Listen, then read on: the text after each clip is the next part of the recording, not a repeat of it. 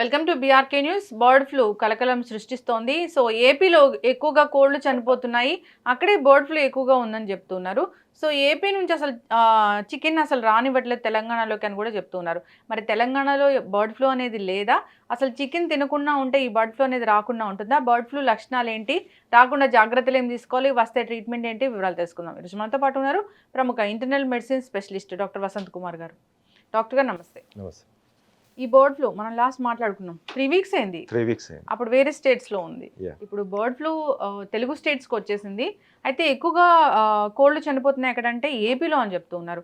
AP నుంచి ఇక్కడికి రానివ్వట్లేదు తెలంగాణకి ఆ కోళ్ళని అని కూడా చెప్తూ ఉన్నారు. అంటే ఇంపోర్ట్ చేసుకోవట్లేదు ఇక్కడికి అని. అంటే ఎట్లా చెప్తారు డాక్టర్ గారు? బర్డ్ ఫ్లూ అనేది ఓన్లీ చికెన్ తింటేనే వస్తుందా? లక్షణాలు ఎలా ఉంటాయి? రాకుండా జాగ్రత్తలు ఏంటి? ట్రీట్మెంట్ ఉందా? ముఖ్యంగానమ్మా ఇది బర్డ్ ఫ్లూ అనేది వట్టి పోల్ట్రీనే ఆలోచిస్తున్నారు మీరు అందరూ. ప్రజలు కూడా అదే అనుకుంటున్నారు, మిగతా వాళ్ళందరూ కూడా అదే అనుకుంటున్నారు. పోల్ట్రీ కాదమ్మా, బర్డ్ ఫ్లూ అనేది బర్డ్స్ పక్షులు అని పదం యూజ్ చేసుకుంటే better.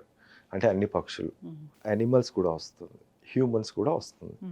So it is the living being effect చేసే వైరస్. H5N1 ఏవియన్ ఇన్ఫ్లుయెంజా అని మనం అనొచ్చు. నాట్ ఓన్లీ బర్డ్స్ అనేది పక్కన పెట్టేస్తే మిగతా అన్నిటి కూడా ఎఫెక్ట్ అవుతుంది. ముఖ్యంగా ఇదేంటంటే ఇప్పుడు మనము ఒక లాక్డౌన్ మాదిరిగా చుట్టూ తెలంగాణకి బయట నుంచి బర్డ్స్ రావద్దు. అదే మహారాష్ట్ర నుంచి ఆదిలాబాద్ ఆ రీజియన్లో వస్తాయి, ఇక్కడ ఆంధ్ర నుంచి మనకి హైదరాబాద్ ఇలా వస్తాయి. కానీ ఏంటంటే అక్కడ బర్డ్స్ అనేది పోల్ట్రీ అనేది మీరు ఆలోచిస్తున్నారు, కానీ సీ బర్డ్స్ వలస పక్షులు అనేది మెయిన్ కాజ్. అవి తినము కదా మనం. తినము, అదే కదా ఇక్కడ. ఇప్పుడు బర్డ్స్ ఒక చోటే ఉంటుంది, ఒక ఫామ్లోనే ఉంటుంది, ఒక ఊర్లో ఉంటుంది.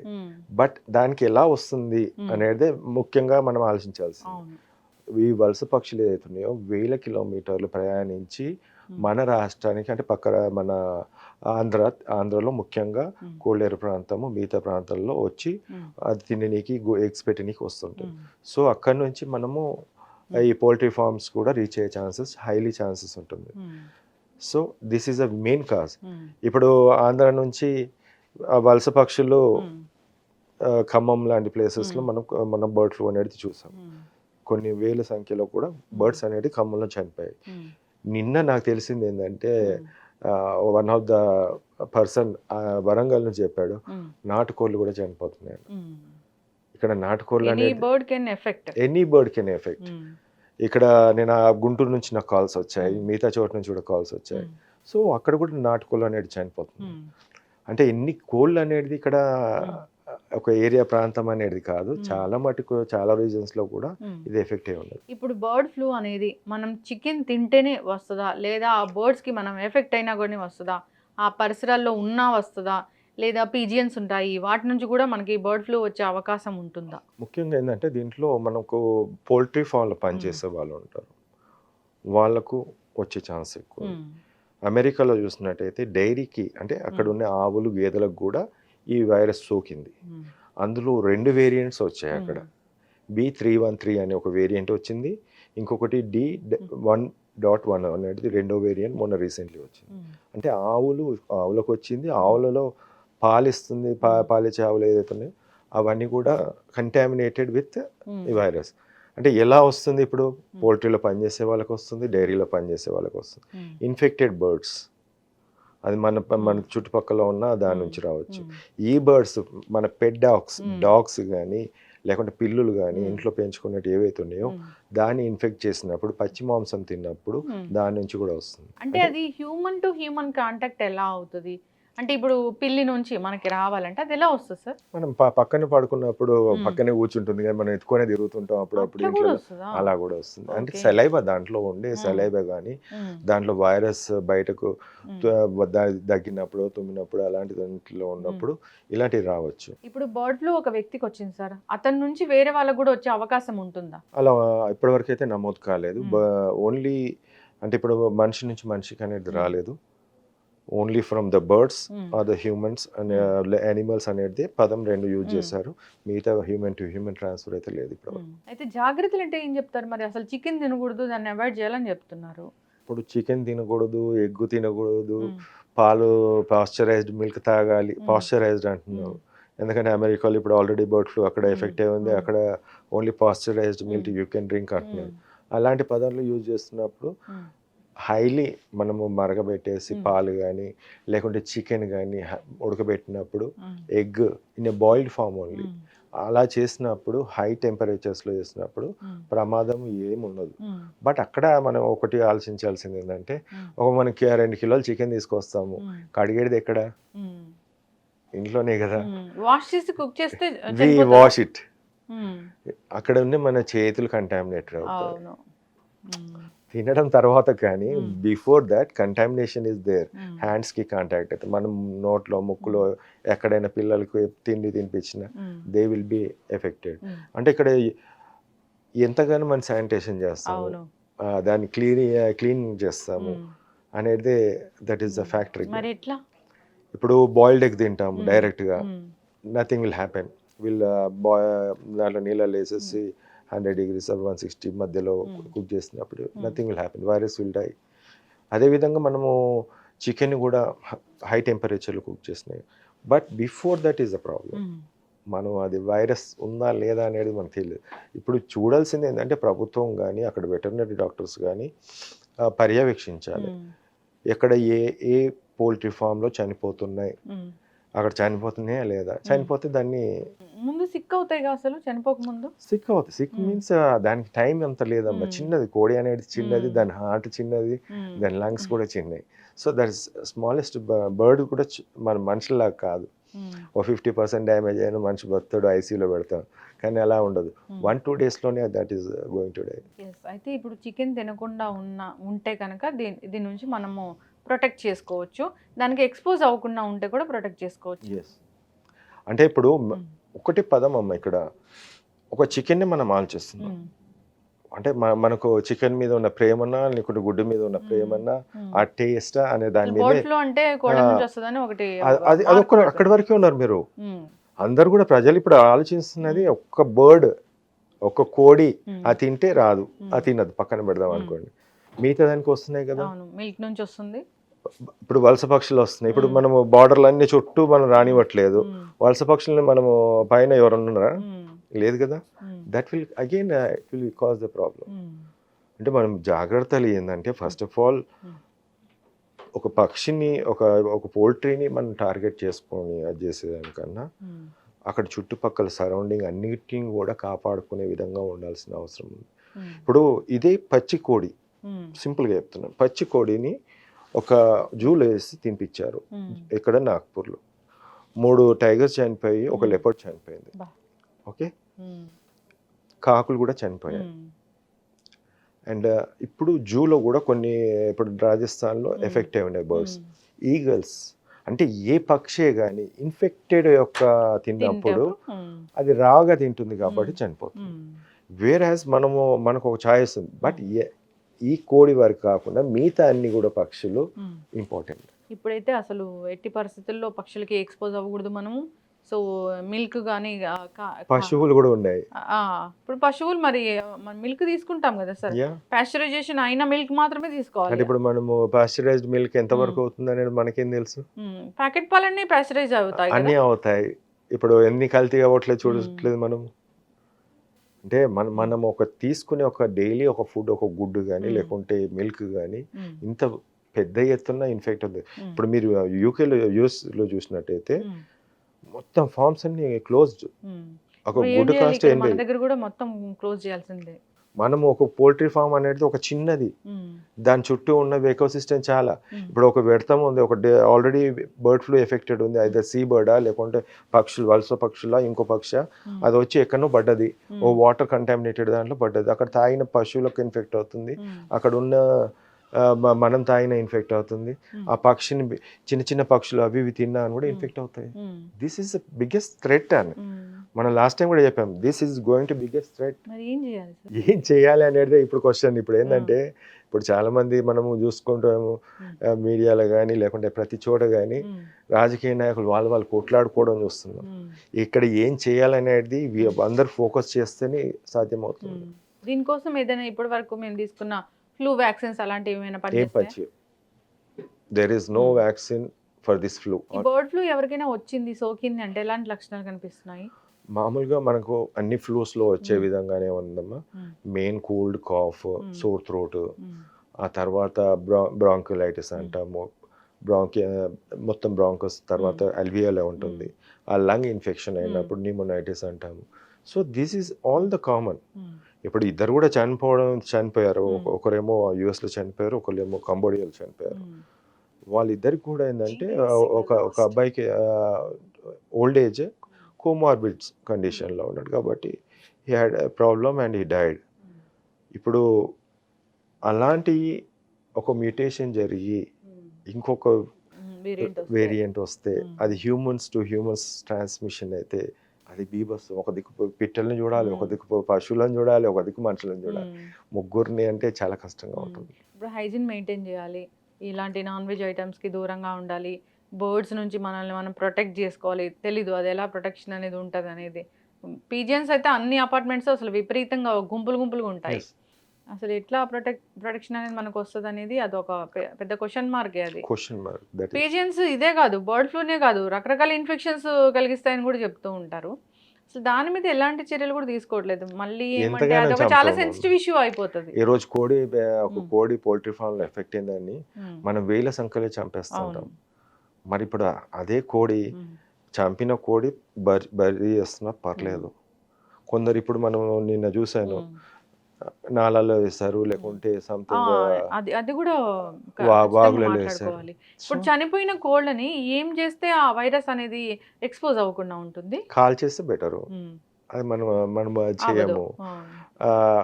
ఫుల్లీ బరీడ్ చేస్తే ఏం కాదు, లోపల అది సాధ్యం, చాలా మటుకు సాధ్యం కాదు. పాపం ఆల్రెడీ వాళ్ళు ఫార్మర్స్ అంతా ఎఫెక్ట్ అయి ఉన్నవాళ్ళు. అంటే ఒక లక్షల కోట్లలో పెట్టి మొత్తం డ్యామేజ్ అయిపోయింది కాబట్టి they are in a deep sorrow అని చెప్పొచ్చు. అవన్నీ కూడా బరీ చేసి ఆ వాటర్, ఇప్పుడు ఏదైనా వాటర్ కానీ అక్కడ ఆ ప్రాంతంలో, then again it can cause by hazard. జాగ్రత్త తీసుకోవాలని కోరుకుందాం. ఇప్పుడు పేషెంట్ ఎవరైనా అంటే ఇన్ని ఇయర్స్లో అడ్మిషన్ అయినా అది మనం చూసామో మీ దగ్గర బర్డ్ ఫ్లూతో? మన దగ్గర ఇక్కడ అసలు బర్డ్స్కి టెస్టింగ్ అనేది మనం మాట్లాడుకుంది ఆల్మోస్ట్ 3 weeks ప్లస్ అయింది. 3 weeks బిఫోర్ కూడా ఈ వైరస్ అనేది ఆంధ్రాలో ఉంది. కానీ టెస్టింగ్ అయ్యి ఆన్సర్ వచ్చి రిజల్ట్ వచ్చి ఇక్కడికి వచ్చేసరికి H5N1 అని అందరికీ తెలుసు, కానీ ఆన్సర్ మనం ఈ రోజు నిన్న మొన్న చూస్తున్నాం. అంటే ఇప్పుడు ఎవరికైనా ఫ్లూ వస్తే, ఫీవర్ వస్తే అది టెస్ట్ చేయాల్సిన అవసరం ఉందా ఇప్పుడు ఈ కండిషన్లో? ఈ కండిషన్లో మనకు టెస్టింగ్ అనేది ఇప్పటివరకు కూడా లేదు. అన్నీ కూడా మనం పూణే కానీ లేకుంటే మధ్యప్రదేశ్లోని భోపాల్కి పంపించడం జరుగుతుంది. బట్ అంత హానికరం అయితే మనుషుల్లో రావడం లేదనేది దట్ ఈస్ గుడ్ సైన్. ఇప్పుడు ఇమ్యూనిటీని పెంచుకుంటే ఎలాంటి ఇన్ఫెక్షన్ వచ్చినా, వైరస్లు వచ్చినా మనల్ని ఏం చేయదంటారు? ఇమ్యూనిటీని ఎలా మనం బూస్ట్ చేసుకోవాలి సార్? అసలు సింపుల్ రీజన్ అమ్మా, ఆన్సర్ కూడా ఒకటే ఉంటుంది దీంట్లో. చాలా మందికి వైరస్ ఇన్ఫెక్షన్ అంటేనే ఒక పెద్దగా హై గ్రేడ్ టెంపరేచర్ వస్తుంది, లేకుంటే వాళ్ళకు వీక్నెస్ ఉంటుంది. ఆ రెండు ఉంటుంది, కానీ మధ్యలో ఫీవర్ తగ్గినప్పుడు ఫుల్ యాక్టివ్గా ఉంటారు. బ్యాక్టీరియల్ ఇన్ఫెక్షన్ లాగా కాదు. And there is a body pains, weakness, headache, vomiting, diarrhoea, these are common symptoms అన్నట్టు. ఈ ఇన్ఫెక్షన్స్ వచ్చినప్పుడు ఏదైతే వైరల్ ఇన్ఫెక్షన్, మీరు ఏ ఇన్ఫెక్షన్ అని తీసుకోండి, డెంగ్యూ తీసుకోండి, కోవిడ్ తీసుకోండి, చికెన్ గున్యా తీసుకోండి, లేకుంటే నోరా వైరస్ తీసుకోండి, ఈ సిమ్టమ్స్ అన్నీ సేమ్. ఒక్క వైరస్ మీ బాడీలో ఎంటర్ అయిన తర్వాత ఒక్కటే వెళ్ళదు, ఒక 10 వెళ్తాయి, ఒక 20 వెళ్తాయి. వెళ్ళిన తర్వాత first starting phase incubation period, ఆ ఫస్ట్ 5 days బిఫోర్ 5 days ఏదైతే ఉందో మనకు బాడీలో మల్టిప్లై అవుతుంటాయి. 100, 2000, 10,000, లక్షలు, కోట్లలో అవుతుంది. ఎప్పుడైతే కోట్లలో వైరస్ ఫామ్ అవుతుందో దెన్ ద ఫీవర్ స్పైక్ అనేది కనిపిస్తుంది. బాడీలో మొత్తం వైరస్ ఉంటుంది. ఇట్ ఈస్ నాట్ దట్ ఎక్కడో లంగ్స్లో ఉంది, గొంతులో ఉంది అనుకుంటారు చాలామంది, అది అపోహ. అది every part, every cell will be infected with the virus. So కోట్లేదు. ఈ వైరస్ ఏంటి అసలు? ముఖ్యంగా మనకు చాలామంది ఏంటంటే లైపో ప్రోటీన్ అమ్మా, ప్రోటీన్ ఒక సీక్వెన్స్ అనేది చూపిస్తారు కదా, జీన్ సీక్వెన్స్ అది అంటారు కదా, it is a lipoprotein with amino acid chains లా ఉంటుంది. కొన్ని చిన్నవి ఉంటాయి, కొన్ని పెద్దవి ఉంటాయి. ఇవన్నిటికి వైరస్కి ఈ లైపోప్రోటీన్ అనేది ఎక్కడి నుంచి వస్తుంది బాడీలో ఎంటర్ అయిన తర్వాత ఇట్ బికెమ్స్ అన్ పారాసైట్, బాడీలో పారాసైట్ లాగా మన ప్రోటీన్నే తినేస్తుంది. ఒకటి ఫస్ట్ బ్లడ్లో సర్క్యులేషన్లో ప్రోటీన్ ఉంటుంది, ఆల్బుమిన్ గ్లోబులిన్, అది తినేస్తుంది. ఆ తర్వాత మిగతా లివర్లో తినేస్తుంది. ఆ తర్వాత మిగతా ఆర్గన్స్లో ఉండే ప్రోటీన్ తినేస్తుంది. ఎక్కడ కావాలని ఎక్కడ దాని ఫస్ట్ ఇట్ విల్ మల్టిప్లై కాబట్టి తీసేసుకుంటుంది. మిగతా ఎంజైమ్స్, హార్మోన్స్, అపోప్రోటీన్స్ అంటాం, ఇవన్నీ కూడా డిస్ట్రాయ్ అవుతుంది. ఇంకా వైటమిన్స్, ఎవ్రీ వైటమిన్ దానికి సంబంధించినవన్నీ కూడా లాగేసుకుంటుంది. సో ఎగ్జాస్టెడ్ మ్యాన్ ఎలా ఉంటుందంటే with high C reactive protein అని it response to the virus. Enzymes పెరిగిపోయినాయి, ఇవన్నీ లివర్ ప్రాబ్లం వచ్చింది, హెపటైటిస్ వచ్చింది, ఇవన్నీ కూడా because of the virus.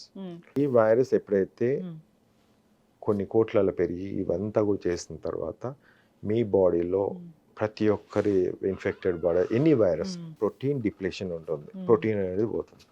You just give the protein అంటాను. You just give the protein whatever the form. అది mutton కానీ ఫిష్, మెయిన్ ఫిష్ అని అరిగిపోతుంది, నో డైజెషన్ ప్రాబ్లం ఏముండదు. ఎగ్స్ కానీ చికెన్ అంటున్నాం, చికెన్ ఇప్పుడు ఇన్ఫెక్ట్ అవుతుంది కాబట్టి యూ కీప్ అందుకే చెప్తారు కోవిడ్ టైంలో కూడా ప్రోటీన్ రిచ్ ఫుడ్స్ తినండి అని. ఆ తర్వాత ఇప్పుడు వెజిటేరియన్ ఉంది, వెజిటేరియన్లో they lot of high protein foods are they. ఇప్పుడు మన పల్సెస్ తీసుకోవచ్చు, లేకుంటే సోయాబీన్ తీసుకోవచ్చు, లేకుంటే మన పీనట్స్ ఉన్నాయి, ఇవన్నీ కూడా యూ కెన్ హ్యావ్. అన్నీ కూడా ఒక్కసారి వైరస్ తింటూ ఉంది, మన బాడీలో పోతుంది, మొత్తం అంత ప్రోటీన్ పోతున్నప్పుడు సప్లిమెంట్ చెయ్యి అంటున్నాను. You give the supplementation. So again body has ఒకటి ఉంటుంది, ఇదంతా తీసేసుకొని మళ్ళీ అగైన్ ఇట్ విల్ రీజనరేట్, అన్ని హార్మోన్స్, వైటమిన్స్ ఇవన్నీ తగ్గుతున్నాయి, అన్నిటి కూడా కంపెన్సేట్ చేస్తుంది. So this is the biggest answer in this world. First of all 70 to 80% problems రాకుండా చేస్తుంది. తర్వాత మెడిసిన్ ఇస్ దేర్, దెన్ దాన్ని బట్టి మనం చేసుకోవచ్చు. ఖచ్చితంగా సార్, చాలా చక్కగా చెప్పారు. అయితే ఏదైనా వైరల్ ఇన్ఫెక్షన్ వచ్చాక అది తగ్గాక కూడా దాని ప్రభావం ఎంతో కొంత ఉంటుంది. లైక్ మనం కోవిడ్ టైంలో చూసాము, ఆ వైరల్ ఇన్ఫెక్షన్ వచ్చింది, తగ్గింది, కానీ దాని తర్వాత కూడా రకరకాల ఇష్యూస్ రావడం మనం చూసాము. హార్ట్ అటాక్ అయితే దానివల్లే వచ్చింది అని చెప్తూ ఉన్నారు. వైరల్ ఇన్ఫెక్షన్స్ తగ్గాక కూడా ఈ హార్ట్ అటాక్ అనేది వస్తుంది అనే దాంట్లో నిజం ఎంత అసలు? అస్సలు గుడ్ క్వశ్చన్ అనేది. యాక్చువల్ చెప్పాలంటే ఆల్ వైరస్, నేను ఇందాక చెప్పాను, లివర్, హార్ట్, కిడ్నీ, అన్ని పార్ట్స్లో ఈ వైరస్ అటాక్ ఉంటుంది. వైరస్ ప్రతి బాడీ మన ప్రతి సెల్ ప్రోటీన్ తోటి చేసిందే, దాన్ని తింటుంది. అది ఎండోథీలియల్ సెల్ డ్యామేజ్ ఉంటుంది, మజిల్స్ యొక్క మయోకార్డియల్ మజిల్స్ ఉంటుంది, దాన్ని డ్యామేజ్ చేసినప్పుడు ఇదంతా కూడా ఒక క్లాట్ ఫామ్ అయిపోయి బ్లాక్ లెక్క ఫామ్ అయిపోయి హార్ట్ అటాక్స్ వస్తాయి.